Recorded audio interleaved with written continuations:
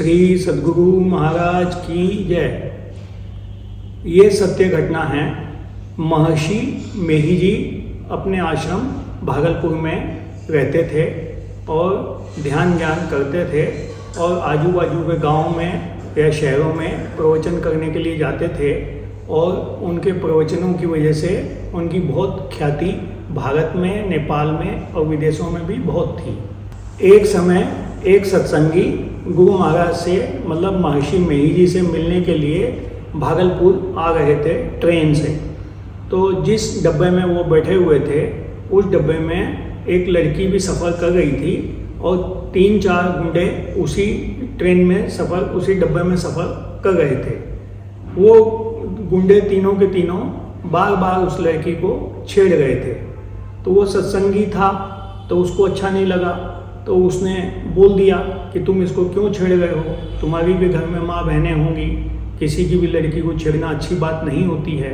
तो उन्होंने उसको बहुत रोकने टोकने की कोशिश की कि तुम चुप रहो, तुमको क्या लेना देना है, तुम्हारे घर की लड़की है क्या। तो भी वो नहीं माना। उसने बोला नहीं नहीं, मेरे घर की लड़की तो नहीं है, तो भी ये मेरी बहन के बराबर है और मैं इसको छेड़ने नहीं दूंगा, तुम अपनी अपनी जगह पे बैठो और इसको अपनी जगह पे बैठने दो। तो भी वो नहीं माने। तो उन तीनों ने उस आदमी को उठा के चलती ट्रेन में से बाहर फेंक दिया। जैसे ही आदमी को बाहर फेंका तो किसी ने चेन पुलिंग कर दी और चेन पुलिंग करने के बाद गार्ड आया और गार्ड ने पूरा देखा कि क्या हुआ। तो ढूंढते ढूंढते पीछे की तरफ गए तो देखा एक पुआल का जो रहता है ढेर, जो फसल कट जाती है तो उसका जो छिलका रहता है वो किनारे पे ढेर बना देते थे। तो उस ढेर के ऊपर वो गिरे थे तो उनको कोई चोट नहीं आई थी।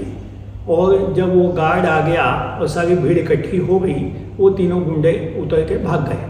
वो लड़की सुरक्षित बच गई। जैसे ही आश्रम में पहुँचे, गुरु महाराज के दर्शन किए तो गुरु महाराज ने बोला, क्यों जी, सब ठीक ठाक रहा, कोई दिक्कत तो नहीं हुई।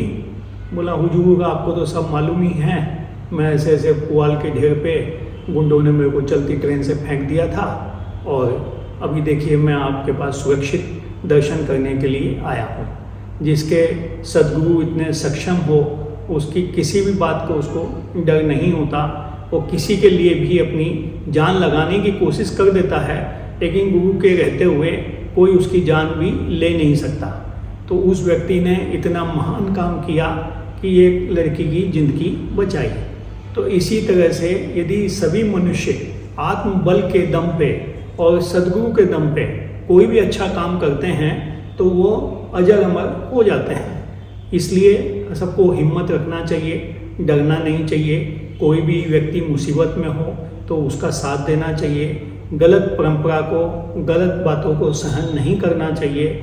इससे आत्मबल पैदा होगा।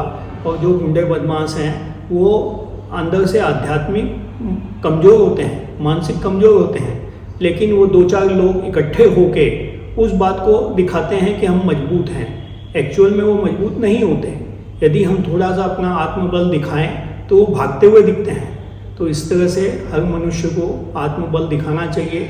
कोई भी गरीब मतलब तकलीफ में बहन, बेटी, माँ कोई भी हो तो उस टाइम में इकट्ठे होके और उसका मुकाबला करना चाहिए। ऐसा नहीं हो जाए कि कोई 50 चक्कू मार जाए, कोई फ्रीज में बंद कर दे, मार मुड़ के कोई कुछ कर दे। ऐसी स्थिति नहीं बनना चाहिए। सबको इस मामले में दमखम दिखाना चाहिए। ईश्वर भी मदद करते हैं और जिनके जो गुरु होते हैं, सद्गुरु होते हैं, वो भी आत्मिक बल देते हैं, वो भी मदद करते हैं। मौत तो एक न एक दिन आनी ही है। मौत किस वजह से आएगी, कब आएगी, ये किसी भी व्यक्ति को मालूम नहीं होता। लेकिन महान काम करने में उसको कभी भी पीछे नहीं रहना चाहिए। श्री सद्गुरु महाराज की जय।